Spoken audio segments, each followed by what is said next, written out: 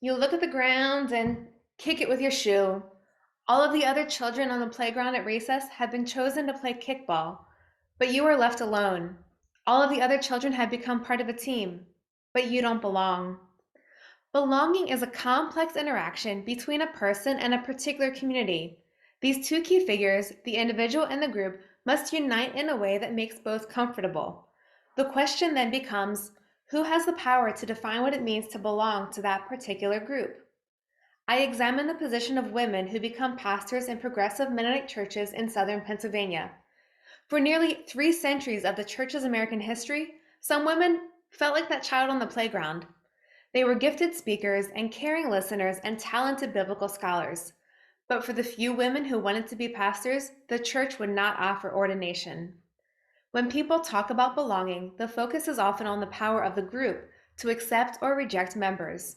A sports team chooses its members, or a nation decides who has the rights of citizens. However, I found that even though women seem to have no power to be pastors in Mennonite churches, they were able to change the church's policies. How did this happen? I discovered the answer by listening to one pastor, Rachel.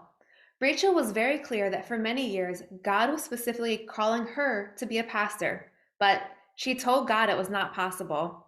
Yet God persisted in telling her that she was gifted and gave her joy whenever she would do church ministry. Here was a surprising thing about belonging. For these women, there were not two key figures in the drama of belonging, but three. Along with the individual and the community, God took the stage. You see, God was a wild card.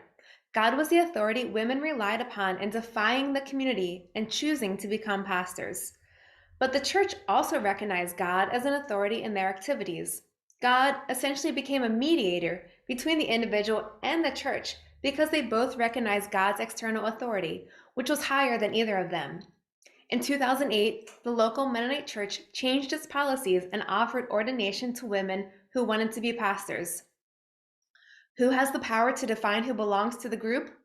The group certainly has power, but this research shows that individuals also have power. When the individual and the community reach common ground, belonging becomes possible. What if that child on the playground sought a mediator and maybe asked the teacher to organize a treasure hunt for all the kids? Then everyone would have the possibility to belong. Thank you.